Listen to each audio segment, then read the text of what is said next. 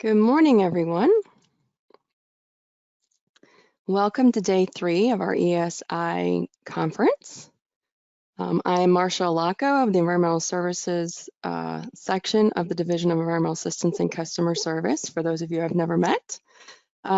Day 3 is going to be our DEQ day. So we're really excited to share information with you from staff within our Division of Environmental Energy, Mineral, and Land Resources, Air Quality, and Waste Management. And then we'll wrap up with someone from our State Energy Office talking about the Clean Energy Plan. So just a couple housekeeping things here. Y'all should be seeing the agenda for today. And for those of us who this may be your first day, biggest thing with GoToWebinar is that little red arrow up at the top. That will hide and pop back out your control panel. So if it's covering up the presenter screen, you can use that. If for some reason you click on something and it disappears, you can use that view at the top to make it reappear in your control panel. Hopefully no one's having any audio issues, but if you do, you can switch to phone.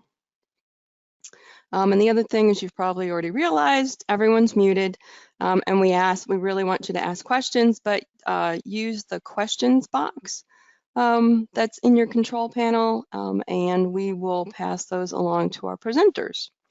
So we're going to get started.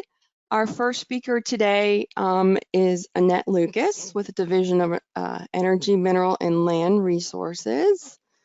Excuse me, I have to scroll down so I can read Annette's bio. She is the supervisor of the stormwater program. She's a licensed professional engineer who's worked in various aspects of stormwater planning, design, permitting, and education in DEQ for over 25 years. She has a bachelor's degree from Duke University in Public Policy Studies and a master's degree from NC State in Civil Engineering. In 2019, she was named the H.R. Malcolm Stormwater Professional of the Year. Congratulations, Annette, on that great award. And she's going to provide you some information on electronic submission of EDMRs and in general about the new things that are going on in the stormwater program. So Annette, let me pass the presenter rights over to you. Oop. All right, so why don't I see Annette? Did someone already do it?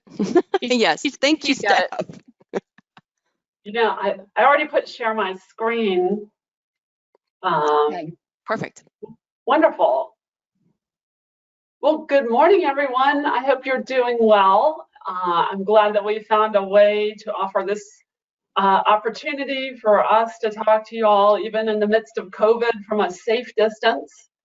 And I'm really excited to tell you the stormwater program. Well, I don't mean to brag, but we do have a really great team, and we've been working really hard during COVID. We've been making some nice improvements to the program. And like Marcia said, I want to do a couple things in this talk. It was advertised as EDMR, and don't worry, I am going to talk about that. Stormwater program is finally getting into EDMR. Better late than never, right? And then also, but before I do that, I wanted to tell you about some of the other things that are going on in the program. And I did not prepare slides. The reason for that is that I wanted to share with you our website, because slides are great, but the website is a tool that's always available to you. When this talk is over, you can go to the website and you can find materials that you need that maybe you didn't know were there. So I hope everybody can see my screen and see our stormwater program website. And I wanted to point out that we always write updates about what is going on. I used to do them every month, and then I found that that was a little challenging for me. So usually they're for 2-month chunks. And we tell you everything that's kind of the highlights of what is going on. So feel free to check that and find out what we're doing. Of course, the update lately is that most of us are working from home. We have each day we have maybe about 4 of us are in the office, and there's about 7 of us at home. We have a pretty big staff, but we stay in frequent communication because the department makes these great tools available to us so we can talk to each other pretty frequently. So when you want to reach us, the best way is via email. Everyone is very attentive to their email. If you leave a message on someone's phone, they may not pick it up for a while. So please send us emails. We want to be responsive to you. We've been working on some general permits, updating those. We're about to renew the marinas permit, and then we have a brand new permit. It's called the NCG 25. We're up to 25 now with our permits, general permits, and this is for construction activities that are not subject to the state rules. And our new NCG01 construction permit really speaks toward projects that are subject to the state rules and explains for the first time how the state and the federal program fit together. But occasionally we have projects such as railways, for example, that are not subject to state rules but are subject to federal rules. So we had to have a special permit just for that 2% of projects that are a little unusual. We've been working hard on the mining activities general permit. We started working on that well over a year ago. We've been meeting with the aggregates associates, and they've really helped us and made, helped us understand some of the nuts and bolts of mining operations. With this new permit, the NCG02, we have completely updated our general permit template so that it's more clear for you all. We did get a lot of comments when we sent the mining activities permit out to public notice, both from our stakeholders throughout our state and from the EPA. So we're going to delay the renewal of that permit to give us time to do a really good job addressing those comments. And well, I'll get to the other bullet point. Another thing to tell you all about is, especially during COVID, we love if you use our e-payment site. It's really easy to use. It's easy for you, and it's easy for us. It's very COVID friendly. We don't have to use the mail service. Like I said, staff are kind of in and out. We are getting the mail. We are cashing the checks, of course. But you will get better and faster service if you use our e-payment site. And it's really easy to use. You just click down here, and this e-payment site is for our industrial permits, our general permits, and our individual permits. You can type in a permit number. Here, I'm showing you how it works. And this, I just happened to type in the permit number for the Duke Energy Asheville Steam Station. So the program looks up in our database what the permit is. So you can verify that you haven't made a typo in the permit number and accidentally pay someone else's fee. And then if you do have unpaid invoices, you can pay them. It is free to pay with automatic transfer, or you can use a debit card or a credit card. Since our permit fees are relatively low, 100 for general permits, 860 for individual permits, there's a small percentage, but it doesn't wind up being too much if you use a credit card or debit card. We really like if you do that. It's very sustainable. There's no paper, all that. So please consider using that if you haven't done it before. Maybe make this be your first year you pay using e-payment. Okay, I'm going to go back to our overview page. And then also for your convenience, because we have a lot of permittees, I estimate we have about 25,000 permittees between all of our post-construction sites. We have a lot of those. We have about 3,500 industries that have permits with us. And so there's a lot of traffic to our webpage. So we made these aliases, and you can type those at the top of your, I'll demo this in a minute, but you can type them at the top of your browser, and we'll take you just directly to the website, because we can see an address like this is kind of hard to remember. We can't remember it. We don't expect you to remember it either. So here's another thing that we're really proud of in the Stormwater program that we've been working hard on, and this is our Laserfiche repository. So one thing that we've been doing actually well before COVID is we have scanned thousands of permit files.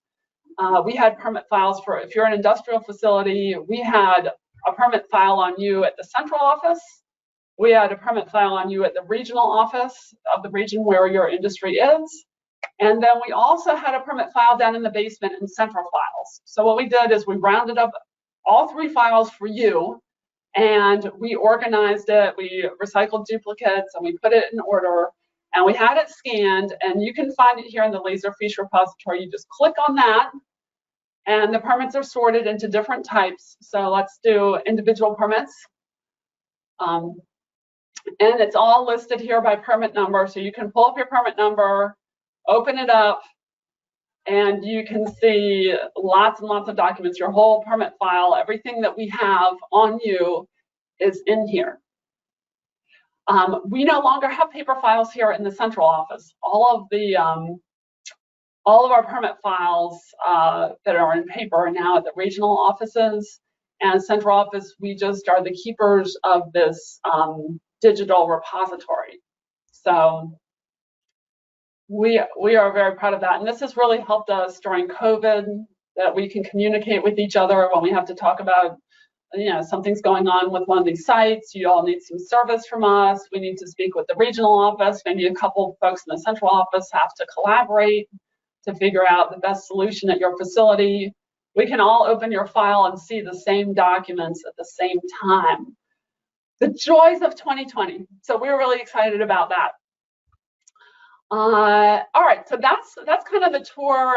Then we kind of tell you about the different programs. As you know, we manage many different programs here in our program. All right, so here's something else I want to show you about. If you go over here, we have a link to maps and GIS resources. This is another area where we have made improvements during COVID. So we have this active permits map. I'm going to open it up.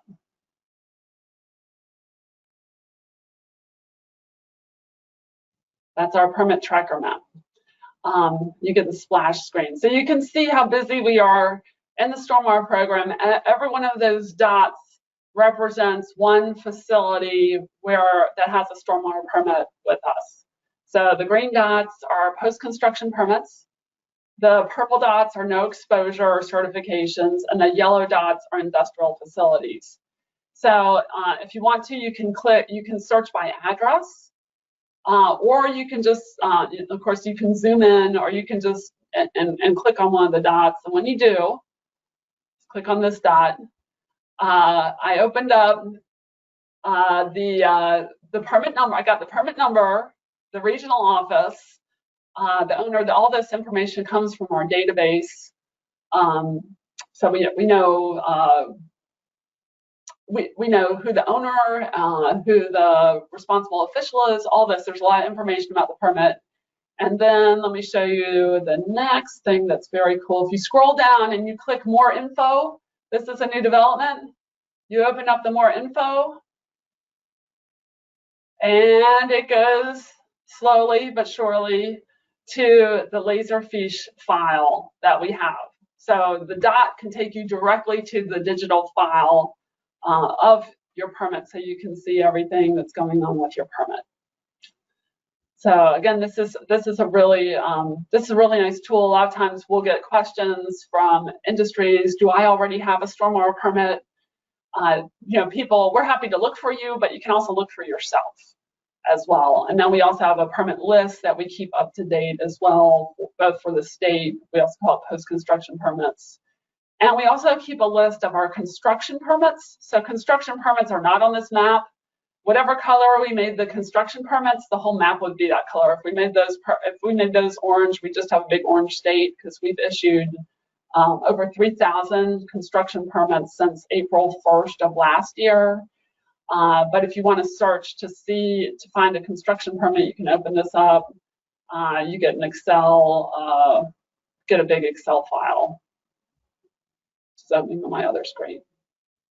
I'll move it over so you can see that. So you get a big Excel file, and of course Excel files are nice because they're searchable by name or county or address, whatever data you want.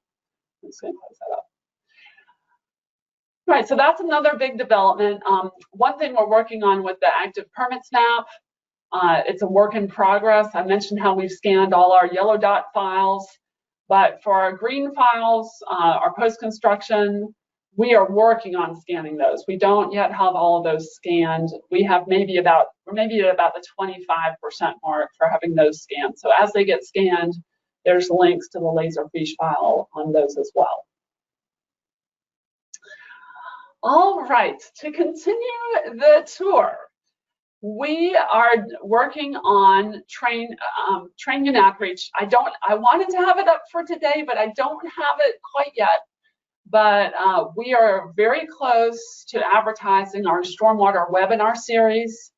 So starting in October, on the third Wednesday of each month, from 11 to 12, we are going to offer a free webinar about some aspect of our stormwater program. So there will be topics related to industrial stormwater, other topics related to local topics of interest to local governments who have stormwater programs, and then also designers who design stormwater control measures. It's going to kind of rotate between those different topics. By the end of the week, we're expecting we will have that advertised, and we're hoping to offer PDHs for that. So free PDHs in the age of COVID. We're glad to be able to offer that to you. About half the speakers in our webinar series will be staff here with the stormwater program, and the other half are outside experts, consultants, local governments. We're actually looking for an industry or two who feels that they've been very successful with their stormwater permit to share their experience with the rest of the group. So please let me know if you might be interested in presenting for us. And also folks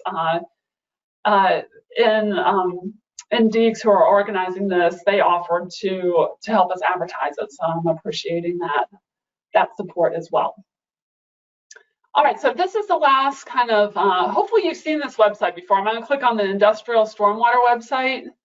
We invest a lot in this website so that you all can have, can find what you need. So we have a theory, because we have so many permittees, we want to teach you how to fish rather than give you the fish. We want to show you how you can manage some of your own information to the extent possible, and then and then only use us when absolutely necessary. And that's just a way not to be lazy, but just to provide the best service to everybody, is have you help yourselves as much as possible. So one thing I wanted to tell you is we have, this whole talk is about EDMR, but we sort of also have the issue what to do about DMRs until we have EDMR initiated. So we have a new process. I'm going to make it a little bit bigger so you can really see it. If you haven't heard, we do not want you to send DMRs to central files anymore. Actually, central files doesn't want our DMRs in stormwater anymore. That we are still getting some, but they bring them up to us pretty quickly. What we want is we have a new, first of all, we updated our DMR forms. I'll show you that in a moment. We updated all of our forms to make them easier. Most of them are just one page now, so it's a little bit less to manage. And then what we want you to do is to complete, sign, and scan your form and upload it to this special upload form that we created for you. So in the upload form, you are going to type in your permit number. I'll just go with that same permit number. Oops. And you're going to type in your facility name. Oh, it said it was invalid. Oh, because I had lowercase. Don't do what I did. You have to use uppercase.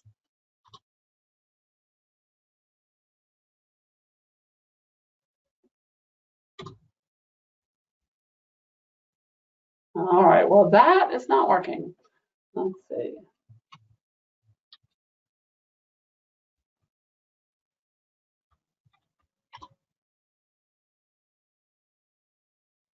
Well, I don't know why it's not working today. We've had some issues with our Laserfish. If you find Laserfish doesn't work for you, the way it's not working for me right now, then please send us an email and let us know that. Chances are we may already know. Oh, and I guess I need to put this. I'm gonna put Martin Marietta. I thought it auto-populated, but it doesn't. I'm just gonna make up a county here. This is not the right county, I don't believe, but I'm gonna make it up anyway. Okay, so when you enter the county, it will tell you which regional office you're going to mail it to, after you submit the form. So of course the region that your project is in depends on the county. And then you're going to tell it what monitoring year, hopefully you're submitting 2020 monitoring year, and then you upload the form. So, and then it gives you a chance to pick what file you want. You can provide any comments that you think that we need to know. I spelled Marietta. So you can provide any comments that you need. You upload it, and we get it digitally. So that helps us to maintain our digital database, and it does so without us having to take our time to scan it. Because again, there's one admin who handles this. There's 3,500 of y'all submitting these DMR forms, so we don't want her to have to spend all her time scanning DMRs, and then she can't answer the phone and process the mail and do the checks and do the many, many other tasks that she does to support our program. So then when you're done uploading the form, you're going to mail it to the regional office, because remember I said the regional office now keeps all the paper files. It's very important that you mail it. You may wonder, why do I have to scan it and send it to you, but then also mail it? The reason why is because EPA requires that. They require that DMR form is considered to be an official report from the permittee to us, and we are required for now, until we get EDMR, to have them signed. So, and then here's another note. I just said, don't send them to Raleigh. I'm going to show you the updated form. I'm just going to show you one for the 03. Maybe we have metal fabrication person out there. You can look here and you can find the discharge monitoring report right here. And you can see we changed up the format a little bit. We thought this format was a little bit easier to read if you have, especially if you have multiple outcalls. So if you have multiple outcall, you'll fill in all this data here. This is a fillable PDF form. You'll fill in all the data here about your facility, and then don't forget to put the outfall numbers into the form, for example, here. And then fill out all this information here. You can provide notes if necessary. And then this is where we need, like I said, the original signature and the date. And we made it just one page to make it a little bit easier to manage, that you don't have to handle scanning two pages, which is a little bit more effort. All right, well, that was kind of like all the introductory stuff before I got to EDMR. And I was wondering if anyone had any questions for me at this point, because from here on out, it is all about EDMR. Hi, Annette. It's Lisa Shanklin. We do have a question. Okay. What is the official receipt date of the DMR report when received? The date it is uploaded, or the date the hard copy is postmarked to the regional office? Oh, well, that's a good question. The date is received digitally. It will probably technically be the date it's actually received in the regional office for now. When we get to EDMR, it'll be easier because it'll just be the date you actually hit submit in EDMR. So it would be ideal.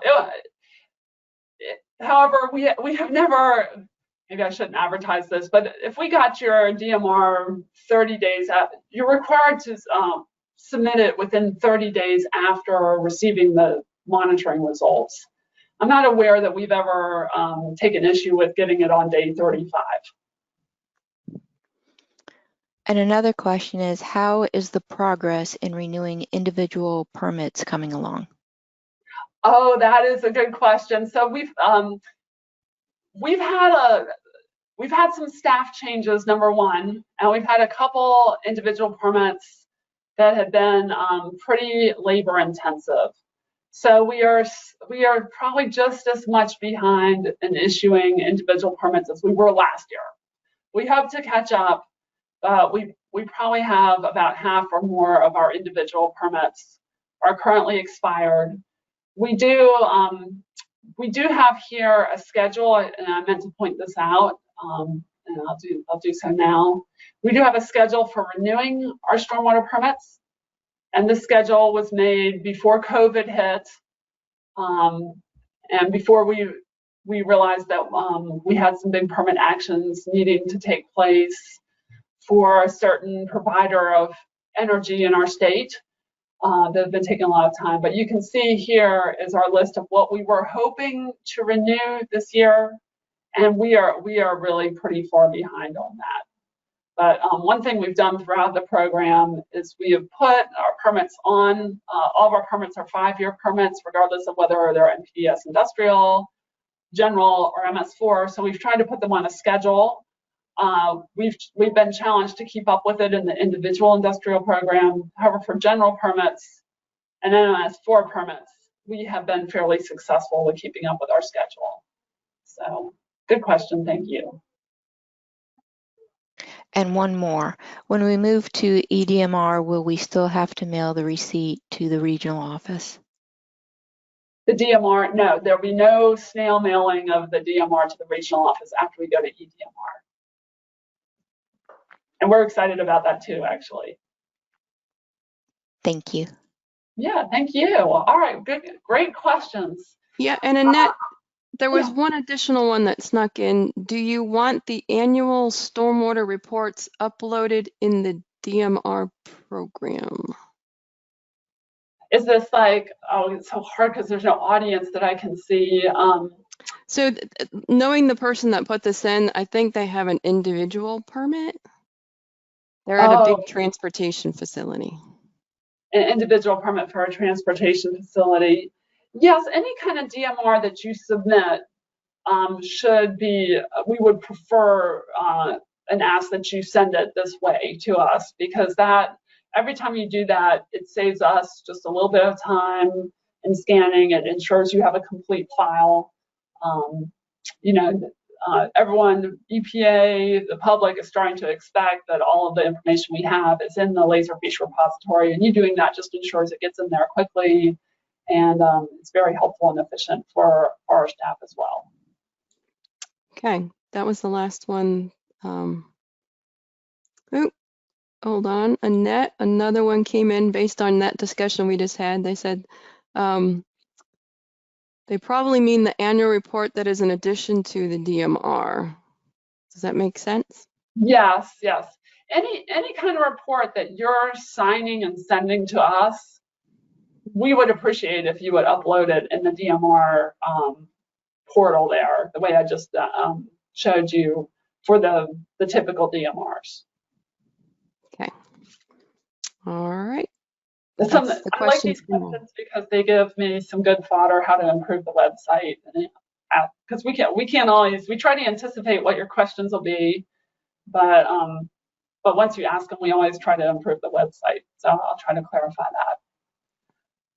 All right, well, what I want to do now, and this is a website that just got published, the EDMR website. So this is how you get to it. You click on the Industrial Stormwater Program link, and then you scroll down. Right now, this says e-reporting rule. I'm going to update it so it says electronic discharge monitoring reports. That takes a public information officer, and unfortunately, he wasn't available to make that change. But you'll see that change. But it will be the last link here under Industrial Stormwater. You click on this, and this is the brand new web page. So first, we're going to try to sell you on it and tell you why it's going to benefit you. And I think you all have already realized it's kind of a pain doing this scanning and uploading and sending. And that's exactly what we're trying to avoid. It's inconvenient for you. It's not convenient for us. And you know, this actually, getting the data in this format, we as staff will be able to run reports. And when we go to update, for example, some of our general permits, we can look at going forward, we'll be able to look at the data, and if we see we have a parameter in the permits that no one is hardly getting any hits on, much less benchmark exceedances, it gives us data to consider whether that's really a useful parameter for you all, to make you all keep monitoring it. And then, of course, the other reality is we're out of compliance with EPA's reporting rule. we were supposed to have had this done in 2016. I mean, 2016. That's correct. So anyway, we're 4 years late. So better late than never. And actually, here's one of the benefits. I always try to be optimistic. One of the benefits of being late is that we are actually using the same EDMR system that wastewater is used. So we have some fantastic mentors in the Division of Water Resources, and they have really helped us understand their process for EDMR. The process that we're using in stormwater is very similar. If you already are in EDMR because of wastewater, you're going to have a sense of deja vu as you go through ours. But we did make some tweaks. We were able to simplify some things in the stormwater EDMR process, and then also, kind of in the spirit of teaching you to fish, rather than giving you the fish, we're going to have in stormwater program a higher expectation about you managing your own users. If you're a facility administrator or an owner, it seems like wastewater is kind of making these changes for people, but we're going to need our permittees, because we have so many, to have the capability to understand what needs to be done and to do it themselves. But we have to provide the clear direction, and that's why we haven't been really writing a manual how to do it. We've been making a website. I think websites are really handy and easy, and of course they're easy to update when people have questions that we know we need to answer. So here's our planned schedule. So and you can see these dates are coming up quickly. So our hope and our goal is to get the individual permits into EDMR on January 1st of next year. We still have some things to do, and that we may have a hurdle over that we can't get over at this point, because right now there's a little glitch in EDMR where it's not, EDMR is not able to accept registration of new users.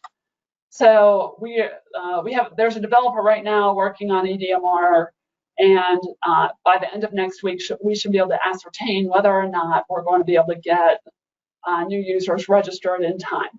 So this date right here, January 1st, 2021, we may have to change this date. We may have to move it out. It is my hope that we don't have to move it all the way out to July. We'd really like to get, we only have about 170 of these individual permittees. We'd like to use them as kind of a pilot group, guinea pigs, to help us kind of make sure that our process is clear, make sure the whole thing goes smoothly before we bring in a big group like this. So stay tuned for that, and I'll be reporting. You'll see updates to the website. Okay, Group B includes all these permittees. How did we choose which ones were Group B? Well, what we did is we looked at the permits that this consists of permits that are either renewed in 2020, 2021, or 2022. So we looked at when the permit was going to renew. And then Group C is the permits that are renewing in 2023 or 2024. So we just based it on the renewal date of the permit. And why are these dates here, either January or July? That's because most of our permittees have biannual monitoring. There's a monitoring period that starts January 1st and goes through the end of June. The second monitoring period starts on July 1st and goes through the end of December. And we thought it was easier for us and for you to go ahead and put you into EDMR at the beginning of a monitoring period, so you would know for this monitoring period, definitely I am doing EDMR and not paper DMR. All right, so here is a little review here about how to submit them before EDMR is implemented. We don't like to be redundant on our website, but we're pretty emphatic about that. So we did do a rare repeat on our website. Okay, so I think when wastewater started EDMR, which is more than 10 years ago, not everybody had these things, but in 2020, nearly everyone has these basic things that are needed. If for some reason your facility doesn't have all 4 of these items, then you have the opportunity to ask for a temporary reporting waiver by using this form. Okay, so what we did, we made a 6-step process for y'all to enter into EDMR. And you click on that, And I'm going to link this up into the directory, but it hasn't happened yet. We're waiting for our PIO to help us out. So there's 6 steps, and we're going to send you a letter when it's time to begin these steps. So if you're an individual, if you have an individual permit, we hope we will be sending you this letter, you know, within the month if we can get the fixed EDMR made. Otherwise, it will be later. So we're going to probably send this out, you know, in general, 3 to 4 months before you have to actually be reporting an EDMR. So before, the first step is we want to make sure that the information in our database is correct for your facility. So the first thing is we want for EDMR is done by owner. So, you know, an example of the owner might be, I've shown you 2. One might be Duke Energy Progress. Another one might be Martin Marietta. Those facilities actually own multiple, those owners own multiple facilities throughout North Carolina. In our database, sometimes the same owner is in our database multiple times with slight variations in, you know, the address, the responsible official, even the name. Is it LLC? Is it incorporated? Is there a typo in the name? And we want to make sure that we have a complete list for each owner of what your permits are. And that's going to make it easier for us and easier for you. So first thing you're going to do is run an owner verification report. And this font is kind of small. It challenges my eyes. And when you make the screen bigger, oh, it does get bigger. Look at that. Okay. So I'm going to just use my Duke permit example again. 000575. I'm going to hit enter. It's processing. And here you get the owner verification report. And you can see all the facilities, every permit number that this owner owns.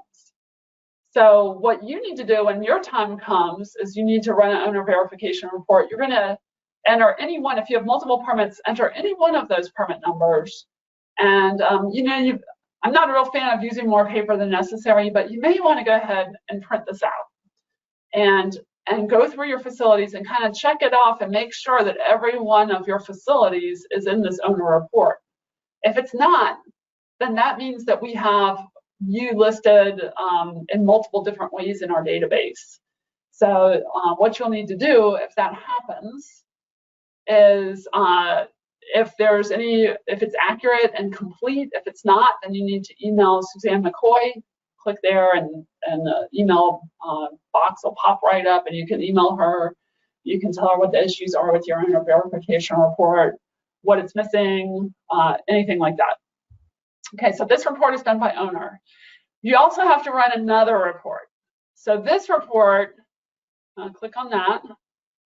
I'm going to use the same permit number. Sorry, Duke.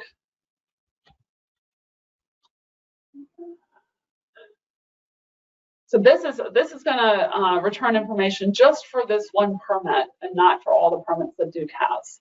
So this is a little bit more detailed summary of the facility. Again, it's all based on what we have in our database.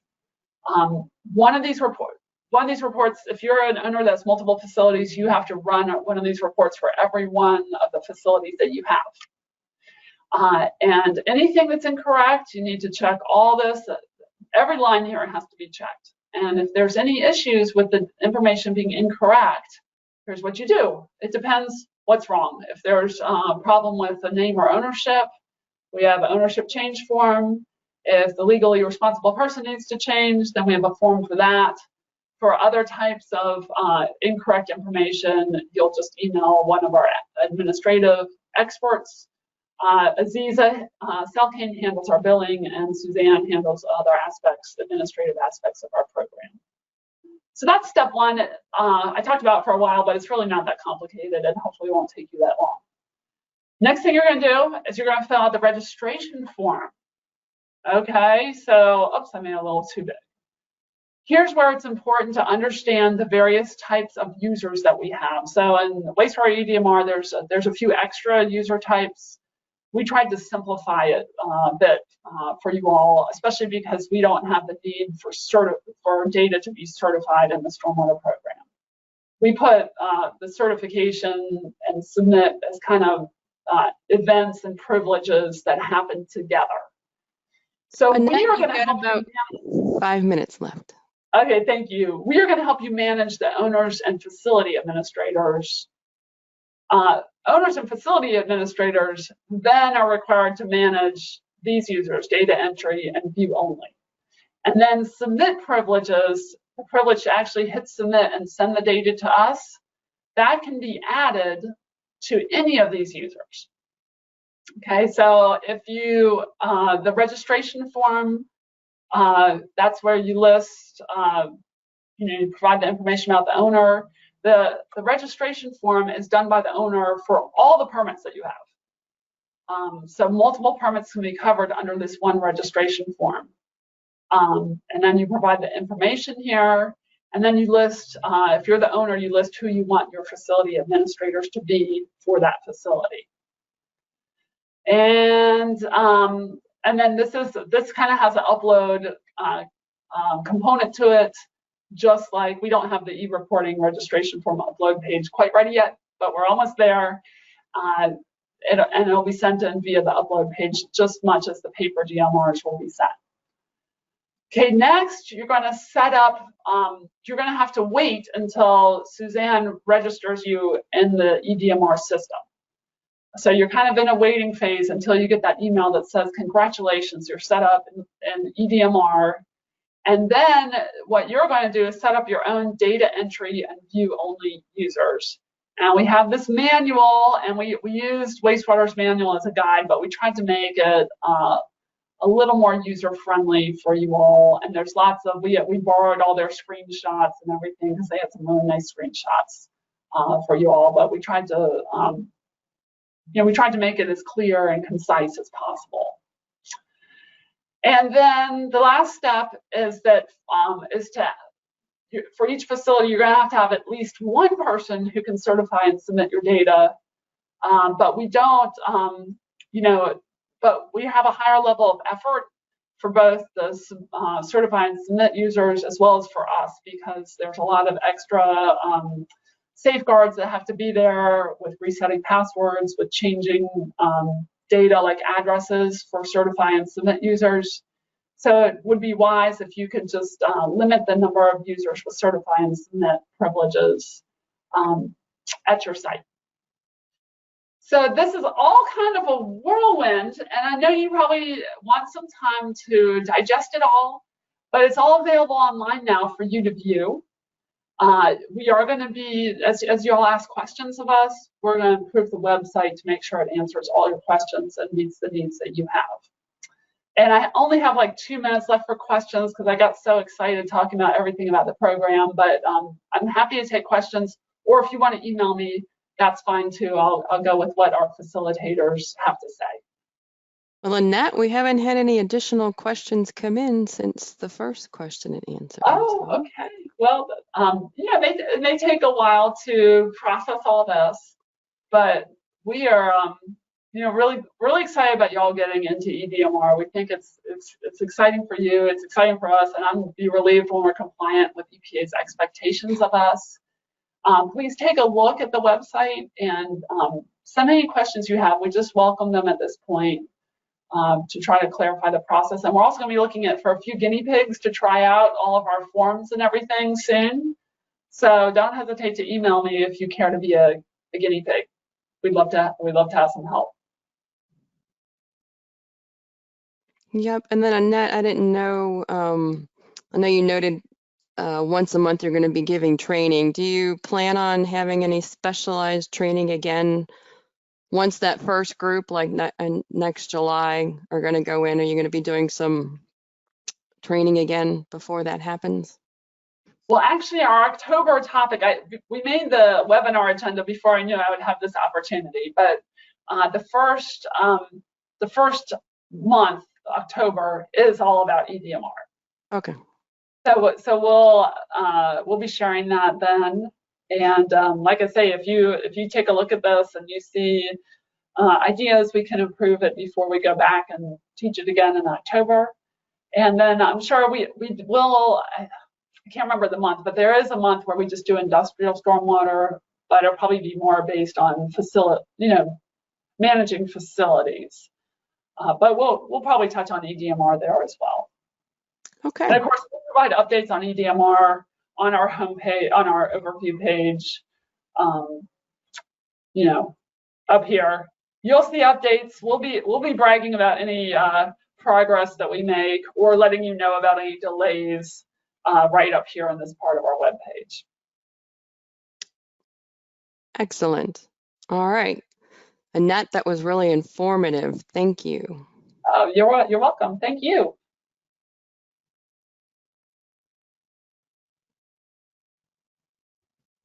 And hello, everyone. I'm Don Burke of the Environmental Stewardship Initiative. And again, Annette, thank you so much. It's been an exciting journey over the past years to see the progress of electronic reporting throughout DEQ. So thank you so much for that. And it's my pleasure to introduce our next presenter, Ms. Jenny Patterson, who is an environmental program consultant with NCDEQ's Division of Waste Management Hazardous Waste Section.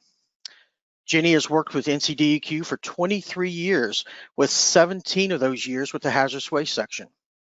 The primary purpose of the Hazardous Waste Section is to ensure the proper and safe management and disposal of hazardous waste in North Carolina. Jenny will be speaking today about common hazardous waste issues encountered by the hazardous waste staff. So, without further delay, the virtual floor is yours, Jenny.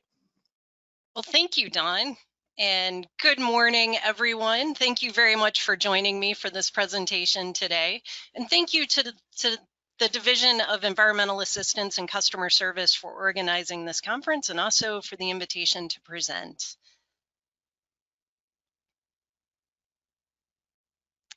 So this presentation covers some of the common hazardous waste issues that we see in North Carolina.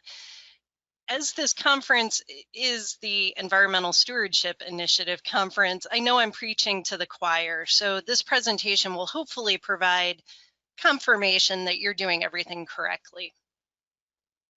Here's my contact information if you have any questions about the presentation. And if you have any site-specific questions, please do not hesitate to contact your friendly neighborhood hazardous waste section inspector. We do offer compliance assistance visits that can be scheduled at your convenience. The inspectors can also answer questions by phone or email if you aren't interested in setting up a site visit. Here are the topics that I plan to cover. We will definitely go over the first topic. The second topic we'll cover if we have some time, and that's really to cover some new rules that are fairly new rules that are hazardous waste rules that are effective in North Carolina. As a really quick disclaimer, this presentation was created to be an overview and is not all-inclusive of all of the hazardous waste rules and requirements, so please use this presentation as guidance. Throughout the presentation today, you'll see and hear some acronyms and abbreviations. I plan to define these acronyms and abbreviations as we go, but here's a short list so you can refer back to them if you review the presentation on your own later. So I'm going to just jump right into the common hazardous waste issues. There are 10 common issues that we're going to cover in this presentation. The list is not necessarily in the order of how common the problem is. We're going to count backwards in true David Letterman late night show style. So number 10 is hazardous waste not in containers. Hazardous waste must be placed in containers or other hazardous waste management units. In this case, the waste paint, some of it actually made it into the container, but as you can see, a lot of it's on the walls, floor, all over the trash can, in the trash can. Any spills of hazardous waste must be cleaned up immediately. Here's another situation where hazardous waste was not in a container. The really unfortunate thing here is that the waste is a stain. So anything that it touches, it permanently stains. Spills of this material are obvious and really hard to clean up. So it's really important to get waste in the container the first time and to minimize any splashes or spills. Chemical containers with residue on the outside of the container can be extremely dangerous. This can cause a chemical reaction or an employee exposure. Aerosol can puncturing devices are infamous for waste not in a container violations. If you're not familiar with this type of unit, an aerosol can puncturing device empties and depressurizes the aerosol can. If the seal is bad or if the can isn't placed into the puncturing device properly, it'll create an epic mess where the contents of the aerosol can are sprayed everywhere. Some sites have tried to combat this. You can see the picture on the right. Or at least they try to contain the mess. This isn't necessary to coat everything in paper or plastic, but it is one way to clean up the spill quickly if it does occur. I've heard of folks that say it's not a matter of if you're going to have a mess with your aerosol can, or aerosol can puncturing device, but when. So take that into mind if you're operating an aerosol can puncturing device, and take action quickly if you do have a mispunctured aerosol can. We've had so many bad examples and pictures of bad management practices of waste not in a container. Sometimes we forget to take pictures of the good examples. So here's one of them. It's not required to wrap containers in paper or other material like saran wrap, but it is one way to quickly clean up the container. The only problem is you might be generating, depending on the waste stream, you might be generating additional hazardous waste. So that's something to consider if you choose to wrap your containers to protect them from leaks or spills. Accidents will happen. If it does, it's really important to respond to them properly and quickly when they do occur. Any discharge of hazardous waste to the environment requires a permit and can lead to really extensive and expensive cleanups. Here's a release of hazardous waste that occurred inside the building. It was not stopped or contained. It actually went outside of the building through the parking lot and into a storm drain. So this was not a good day for this site.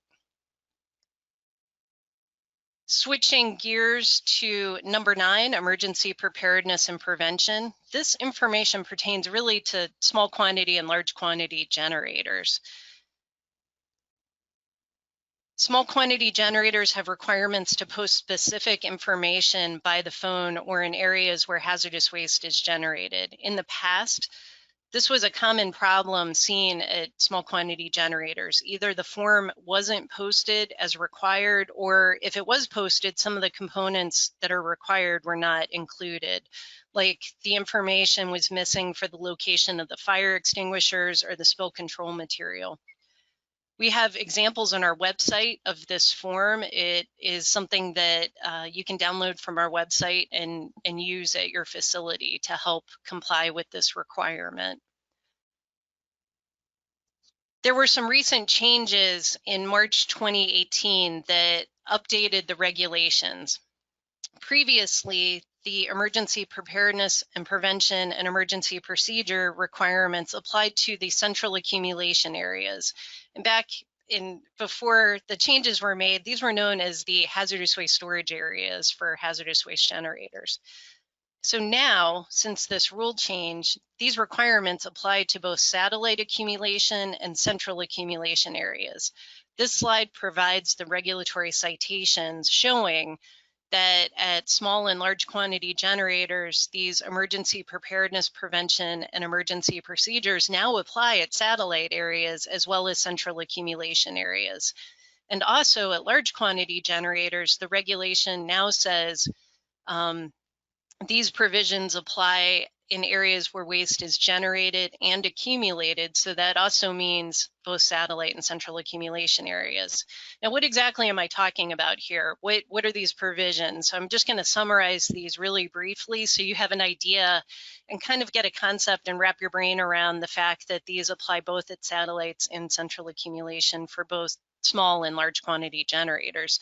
So these provisions entail both all of the provisions in this list. So maintenance and operation of the facilities, required equipment, testing and maintenance of equipment, communication devices, required aisle space, the arrangements with local emergency authorities, emergency procedures and emergency coordinator, and also the contingency plan and quick reference guide for the large quantity generators out there apply to both satellite and central accumulation areas. Speaking of arrangements with local emergency authorities, we do have some example letters that can help the small quantity and large quantity generators make arrangements with their local emergency authorities. There's very specific information that needs to be included in these arrangements. So we've created a template to help with this. It's not going to be perfect. It might not fit your facility exactly. You might have to do a little work on it, but we did create a Word document that you can start with as far as making arrangements with your local emergency authorities.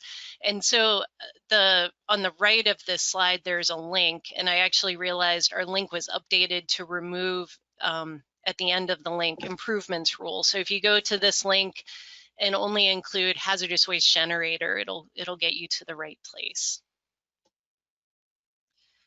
I mentioned that there was a newish requirement for large quantity generators and the submittal of a quick reference guide.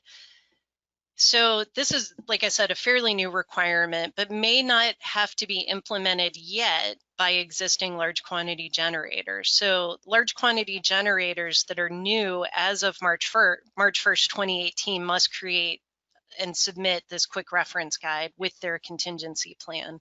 For existing large quantity generators that were in existence before March 1st, 2018, this quick reference guide is required to be submitted when the contingency plan is submitted. So whenever something is triggered that the contingency plan must be updated, they must also submit this quick reference guide. So probably by now, it's been a couple of years since this rule was in effect. Most large quantity generators have had to either update and resubmit their contingency plan. So if you don't have a quick reference guide as a large quantity generator, it's probably time to at least create it and draft it. So the quick reference guide must be created and submitted for existing large quantity generators when the following occurs. When the contingency plan fails in an emergency, when the emergency coordinator changes, when the emergency equipment changes, when the generator facility changes in its design, construction, operation, maintenance, or other circumstances. And then this quick reference guide must include the components that are listed on this slide. Number 8 is documentation. So a very common issue that we see is that certain things aren't documented properly. There are small and large quantity generators must document and maintain records of hazardous waste determinations for 3 years, longer if there is an enforcement action. The list on this slide is not all inclusive of all the records that a small and large quantity generator must maintain, but it provides a list of commonly forgotten documentation. Very small quantity generators, there's very little that they have to, actually there's nothing except for this one item that they have to document. So when claims that materials are not a solid waste or are conditionally exempt from RCRA Subtitle C regulations, the claim must be documented. So again, very small quantity generators have few requirements, but that is one thing that they do have to document. Used oil is a place we also see a lot of issues. The common violation here for used oil is not labeling containers or tanks either with the words used oil or mislabeling it with the words waste oil. So the term waste oil is used in error because sometimes it's thought to be an interchangeable term with used oil. Used oil is specific to it's very different from waste oil, even though it sounds like a similar term. So don't use it interchangeably. The other common issue with used oil are spills and releases that are not cleaned up. So spills of used oil must be cleaned up immediately. And certainly any discharges to the environment of used oil must be cleaned up, but this is where you get into some issues where you're going to be paying some money to remediate, to dig up the contaminated soil and perform sampling to ensure proper cleanup of the used oil. So something funny on this slide is, if you can see this, please recycle correctly, right here in the middle. I think that's comical to me, but a good reminder, and maybe the site needed it. The number 6 common issue is waste determinations. The waste determination, specifically 40 CFR 262.11, is not a new concept to the hazardous waste rules. In very brief terms, a site that is not a household that generates a hazardous waste must determine whether it is a hazardous waste. The waste determination has always been a cornerstone of the RCRA hazardous waste program. The rules have added clarification and elaboration, which was added in March 2018 when we adopted the federal hazardous waste generator improvement rule. So these updates included that the hazardous waste determination had to be accurate. It confirmed that the generator's waste must be classified at the point of generation and before dilution, mixing, or alteration. It elaborated on how to determine if a solid waste is either a listed or characteristic hazardous waste. It revised language on how generators can make a waste determination using generator knowledge. And it also specified that large quantity and small quantity generators must maintain documentation on their waste determinations for 3 years. So we do see a lot of issues with performing waste determinations, and just waste determinations either not being made or not being made properly. A big problem is not knowing what the waste is. This is a problem because it can create a hazard, since this material could be improperly mixed or cause an exposure for an employee. The potential harm is very high by not knowing what a waste is. So certainly this site was trying to identify that they didn't know what this material was or what this product was. That's a good first step, but there's some other steps that need to be made. If a site is calling something a product, it needs to be managed like a product. It needs to be labeled. It needs to be in a closed container that's in good condition. It needs to be managed like it has value.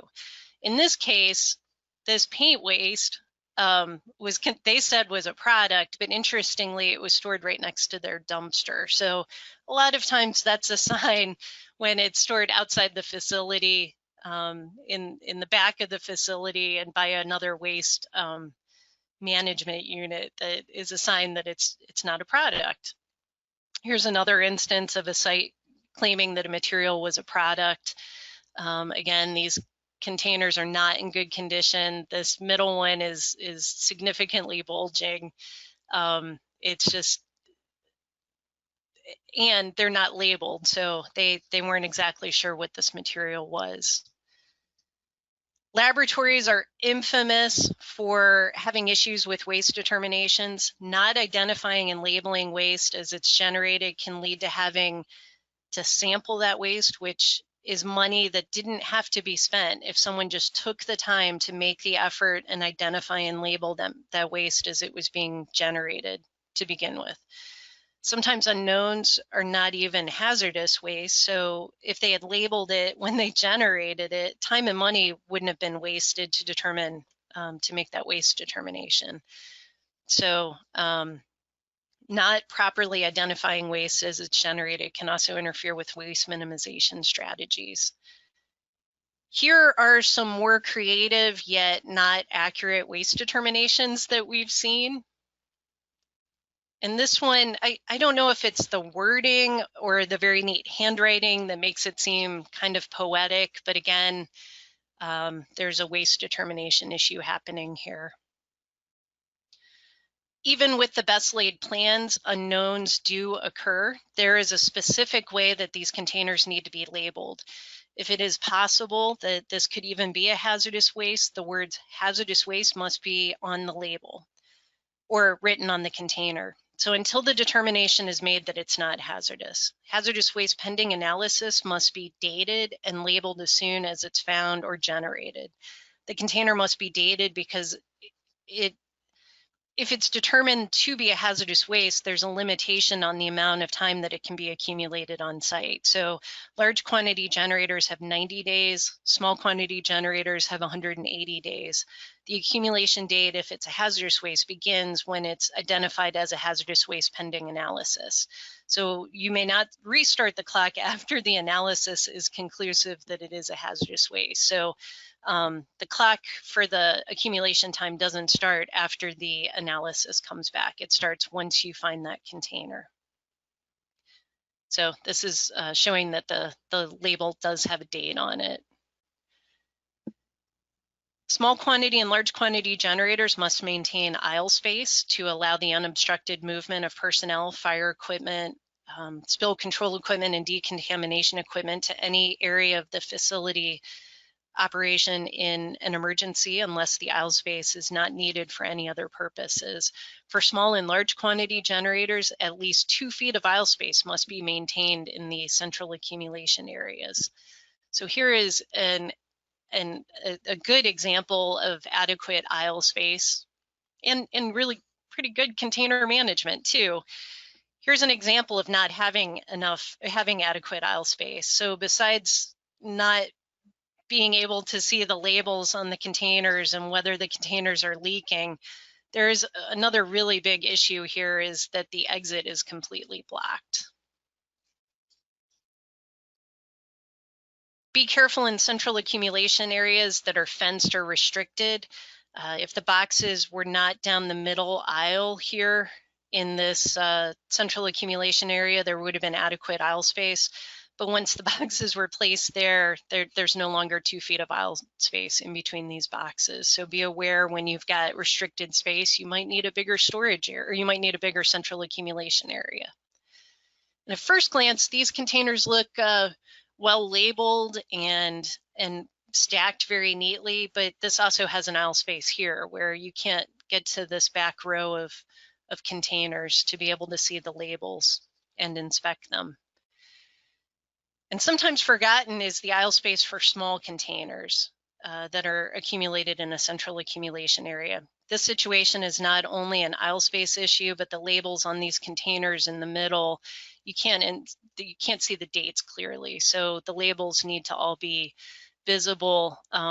Unfortunately, in this situation, if they had just put the containers around the outside of this shelf or on the outside and the inside where you could look at all the labels, it would have met compliance or would have been in compliance. Time frames can present an issue, and I'm going to talk specifically about some time frames that are missed or cause violations. Here are some of the time frames that need to be met. Weekly inspections of the central accumulation area for small and large quantity generators is not to exceed 7 days between inspections. Annual RCRA hazardous waste training, the hazardous waste section interprets that as large quantity generators should not exceed 365 days between the last review or after the last review. Manifests also have a time frame to be received back from the treatment, storage, and disposal facility. For a large quantity generator, if after 35 days the signed completed manifest is not received, they must make contact with the transporter or the treatment, storage, and disposal facility to figure out where that waste is and where the manifest is. If after 45 days they haven't received the manifest, the large quantity generator must file an exception report with the hazardous waste section. For small quantity generators, that time frame is 60 days. So if after 60 days the signed completed manifest is not returned to the generator, small quantity generator must file and this is why there's parentheses, an exception report, because really what it is sending a copy of the initial manifest to the hazardous waste section and indicate that the signed manifest hasn't been received back yet. So even if your site is using paper manifest, you could sign up for the e-manifest system on RCRA Info and be able to see the scan copies of your manifests online. So I would highly recommend that. It's a great way to double check your manifests for the small and large quantity generators. So a side note, while we're discussing training requirements, let me digress and mention large quantity generators out there may use this presentation or any hazardous waste presentations as part of their RCRA training. However, really there's a site-specific component that must also be reviewed. So this wouldn't count for all of your training, and you'd want to be careful about using any off-site training as all of your training. You have to review the contingency plan, and you have to make sure that site-specific components are also reviewed in your annual training. Some timeframes that might be helpful to a small and large quantity generator. A small and large quantity generator that accumulates hazardous waste for more than 90 days for a large or 180 days for a small, they're subject to the treatment, storage, and disposal requirements. So in other words, they would have to have a hazardous waste permit. However, there is an option there's an extension of up to 30 days that may be granted at the discretion of the hazardous waste section on a case-by-case basis for circumstances that are unforeseen, temporary, and uncontrollable. So keep that in mind in case you ever need it. These are not violations, but timeframes that some generators may not be familiar with. A small quantity generator may accumulate hazardous waste on site for up to 170 days if the hazardous waste must be transported over 200 miles or more for treatment, storage, and disposal.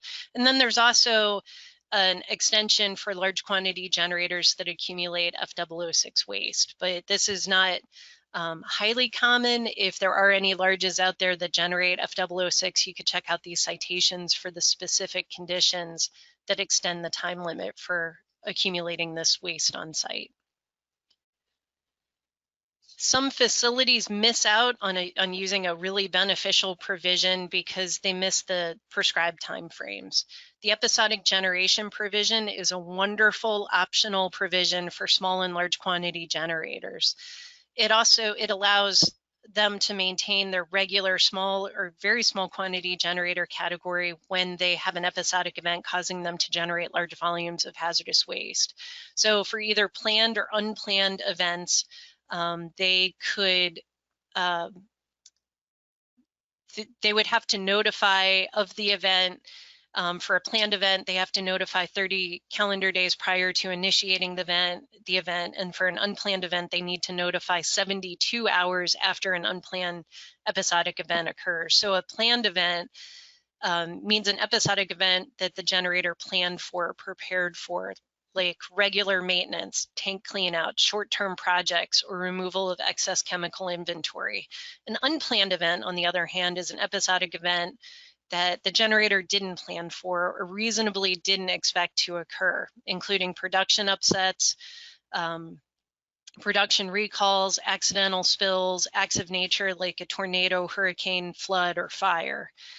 So these are key, these deadlines, the notification deadlines are key in being able to use this. So the episodic event must be initiated and completed within 60 days.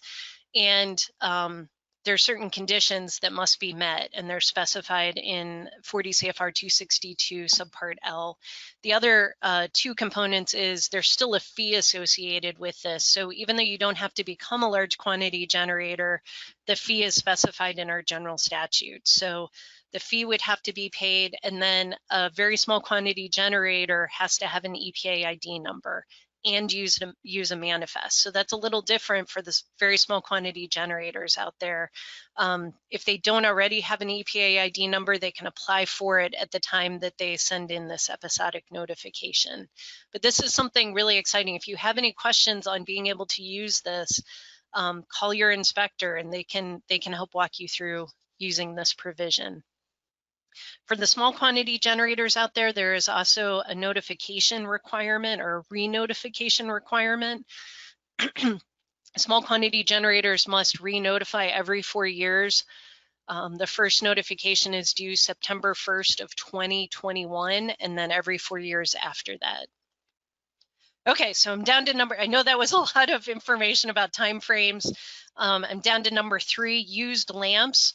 We also see lots of issues with used lamps. Ideally, this is how universal waste lamps should look, or should look similar to this. They need to be in containers that are structurally sound and closed. They need to be properly labeled with the words used lamps, waste lamps, or universal waste lamps, and they can't be on site for more than 1 year. So unfortunately, we do see attempts to box universal waste that falls short. Literally, in this case, it did fall short. Or sites that try to keep their lamps out of sight and out of mind. And then there just are no words for how this is being managed at the site. Okay, moving on to labeling. Labeling and marking of containers has always been an issue, but even more so now in March 2018, the indication of the hazards is now something that is required to be on the label. So all hazardous waste containers, both satellite and central accumulation containers at small and large quantity generators, must be marked with the words hazardous waste and an indication of the hazards of the contents of the container. So here is an example of a central accumulation area that's well managed. There's aisle space. The containers are labeled with the words hazardous waste and an indication of the hazard of the content of the container. And then here's a satellite area that is also a good example that is labeled properly. Here's an example of a satellite container with improper labeling. And I think some of the chemists think that this is really brilliant. They label it either with a molecular structure or a chemical formula, but that doesn't relay the hazard of the content to the container to most people. It might to the PhD chemists out there, but not to everyone. So here's some other satellite areas. The container of mercury on the left properly indicates the hazard of the content of the container is Cool Whip. That's a joke. So yes, the container of mercury, definitely not in a proper container or labeled properly. And then also some satellite containers in a laboratory, which were labeled hazardous waste properly, but also didn't clearly identify the hazard of the content of the container. And then again, just no words for this. The label is nice and shiny and new, but there are just some other issues with this container. So some examples of how to indicate the hazard of the content of the container, the words or stickers that indicate the hazardous waste characteristics can be used. This is a neat label. It actually includes little check boxes that could be checked off as either flammable or ignitable, corrosive, reactive, or toxic. The DOT labels could be used to meet the requirements of indicating the hazards of the content of the container. RCRA hazardous waste requirements, however, do not specify size and location of markings on the container like DOT does. So if you're attempting to meet compliance with both RCRA using the DOT label, it's going to require some training. So DOT requirements do not always achieve the compliance with RCRA regulation or vice versa. So be careful with that. If using DOT labeling, if the DOT label specifies a DOT class 9, this wouldn't adequately relay the hazard required for RCRA. So an additional descriptive term would need to be added to that if the DOT label is a class 9 label. And additionally, there might be some conflicts using the RCRA labels and DOT labels because the RCRA requirements would require that all hazards be identified. So we're not requiring that additional, we would require an additional indicator if the waste is toxic that DOT might not require. So again, in that case, you can meet DOT labeling and then just add the word toxic to the label to meet our requirements. The OSHA pictograms may be used to indicate the hazard of the contents of the container. Again, proper training would be needed if you're going to be using the OSHA regulations to meet this requirement for RCRA. These markings are sometimes incorporated into the commercial product container, which can be reused for a waste container. So you would just have to add the words hazardous waste to it. And then finally, the NFPA, the National Fire Protection Association Diamond, is another example of a way to be able to meet the indication of the hazard of the contents of the container requirement. So remember that if there are multiple hazards associated with the hazardous waste, to indicate all of the hazards on the container to meet the RCRA requirements. But here, don't go overboard. This has just about every single label they could think of putting on the container. I'd recommend using the labeling method that you're most familiar with. For laboratories, they're most familiar with the OSHA pictograms. When hazardous waste is being accumulated in containers that are also shipped off-site, you could consider using the DOT labels so you wouldn't have to relabel it for transportation purposes. And again, this slide has already made a debut earlier in the presentation, but I wanted to note, because we're talking about labeling, there's some proper ways to label unknown waste and date it for sure. And then there's a little bit of a tangent about labeling. If you're accumulating solvent contaminated wipes under the exclusion, be sure to label it properly as excluded solvent contaminated wipes. The requirement to gain that exclusion is to label it specifically with those words. And then finally, open containers. This is something that we do see a lot. Hazardous waste containers must be closed unless hazardous waste is being added to or removed from the container. Containers are considered closed when they are leak-proof and vapor-tight. Open containers come in different varieties. I'm going to show you many different open containers. So hazardous waste can spill out of open containers when they're not closed, and also employee exposure is increased through spills or volatilization when containers are not closed. Here's some containers that were used to contain a product upset, but they were never properly managed after having hazardous waste added to them. Laboratories, fume hoods are great places to find open containers, and these funnels would also be considered an open container. So if a site is using funnels, they need to, if this style funnel, it needs to be removed from the container, and then the container would need to be closed up to meet our requirements. Funnels may be used with hazardous waste containers, but make sure that the correct funnel is being used. So funnels at central accumulation areas must meet the hazardous waste air emission requirements, and a gasket would be needed to ensure that it meets the requirements for air emission. So in laboratories, there are often lots of laboratory equipment and different connections to that equipment and different closures. So this would be one that would be considered closed. Here's another good one that's closed. Not this one, don't have an open funnel with the laboratory equipment connection going into it. Definitely not foil. And then this one just would not be an adequate closure at all. So don't even consider that. And then finally, well, they're just having this ring bolt with this bolt loose and this ring loose around it would be considered an open container as well. Okay. So there's some lids that are designed out there. They're great. This is a one-handed open and shut container. And then there's some others that ensure that the container is closed in between uses. So go container lid shopping and you might be able to find something that works really well for your site. So training is a great way to ensure that these violations don't occur. This is one way. They took a picture of how the drum should appear. And so it's easy for the employee just to make sure that that container is in compliance. Here's a real quick violation I wanted to show you. So there were some violations here. There's an open container of waste.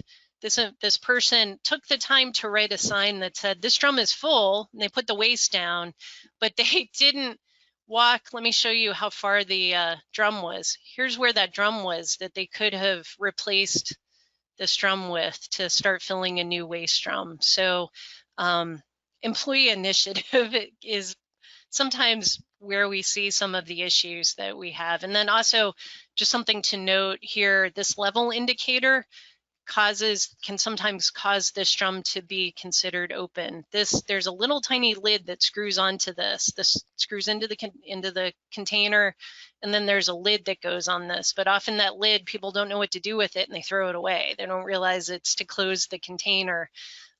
This would be considered an open container as well. I've got some bonus. Yes. Jenny, this is Don. We've got about 5 minutes to go, and we do have a couple questions on deck, just to let you know. Okay. I have a couple of bonus tips I'm going to go through really quickly. I had some extra points, but I didn't want to make it 13 common issues, so I just added 3 bonus points. One of them is to accurately determine sites' hazardous waste generator category. It's really important to account for all waste at a site, because if you're not accounting for your maintenance waste and your manufacturing waste, you might be something other than a very small quantity generator. So just make sure you're counting it all. And then we've got some guidance documents that show the different thresholds. Be aware of hazardous waste treatment. Here's the definition for what treatment is. There's some allowable treatments out there, but be very, very careful if you're using these. I'd recommend, if you plan on doing elementary neutralization or wastewater treatment units or generator treatment for small quantity and large quantity generators in containers, to contact your inspector to make sure you're in compliance, because evaporation is considered treatment and would need a permit. Solidification would be considered treatment and would need a permit if you're solidifying hazardous waste. This is allowable with latex paint. Lamp crushing is allowable treatment. You don't need a permit for it, but you definitely need to be careful, because mercury vapors, your employees can be exposed to mercury vapors, and it also creates additional hazardous waste that you need to account for. Compaction is considered treatment in most cases. So again, something you just need to be aware of if you're doing any of these. And then organization, I'm gonna end on this note, is just consider being organized with your paperwork and with your management, because it saves time and money. It gets the inspector in and out of the facility faster. It saves money in the long run because you might not be cleaning up spills. And again, it might help with waste minimization efforts.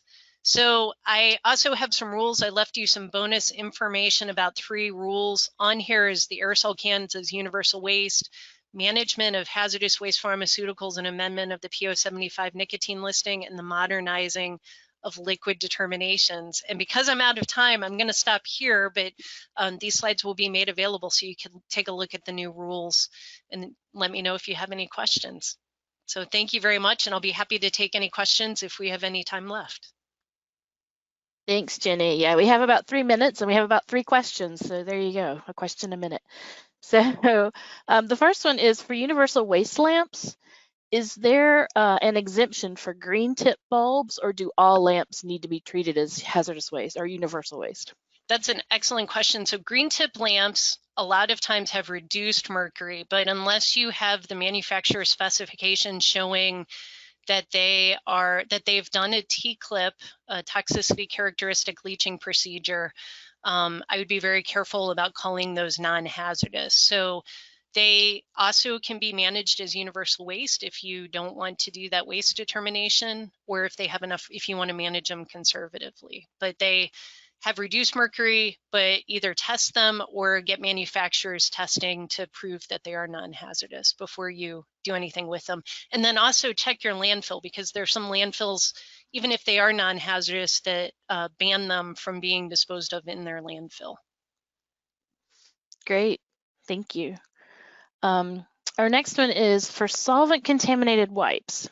We have a third-party vendor who collects our rags that we place in drums owned by the vendor.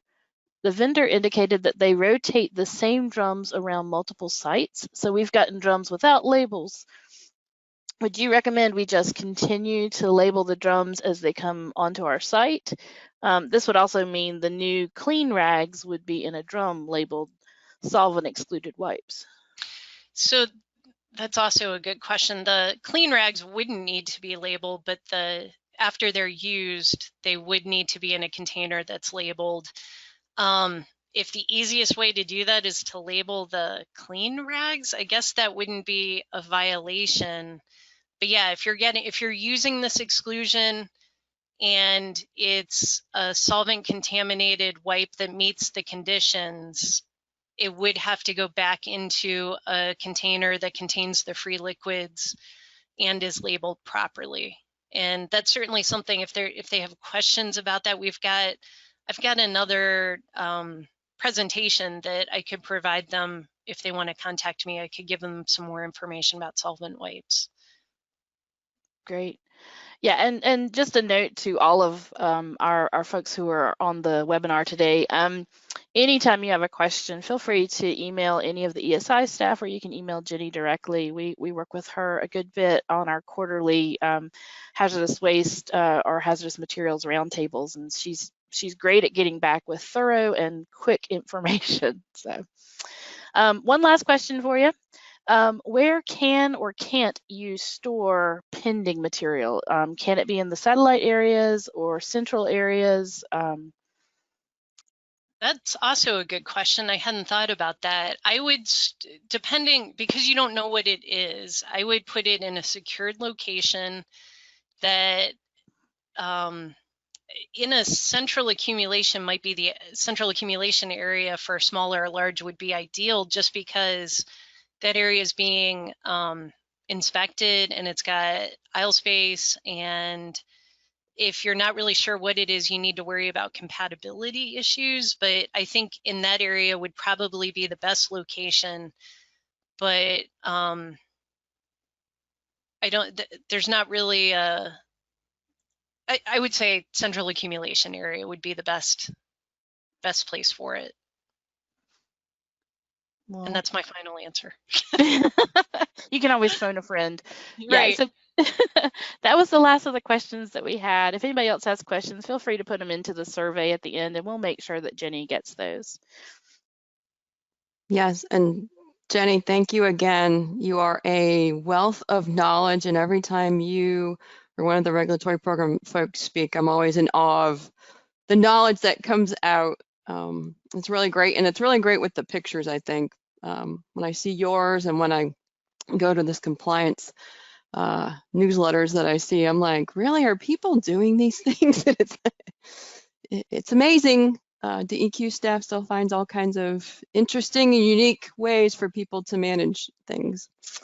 So just as Angela noted, I think Don noted, we are partnering with both our DWM hazardous waste and other folks to do our quarterly hazardous materials roundtables.